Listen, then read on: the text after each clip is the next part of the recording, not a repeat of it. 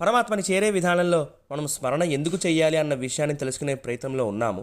అందులో భాగంగా శ్రీమద్భాగవతం 12వ స్కందం 3వ అధ్యాయం 48వ శ్లోకంలో స్మరణానికి వ్యాసుల వారు పెద్దపీట వేస్తారు.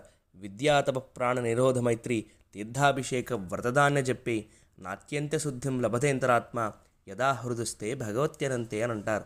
శాస్త్రాధ్యయనము, తపస్సు, ప్రాణాయామము, ప్రాణలయందు మైత్రీభావము, తీర్థస్నానములు, వ్రతములు, దానములు, మంత్రజపములు ఇవన్నీ కూడా అంతఃకరణ శుద్ధిని కలగజేస్తాయి.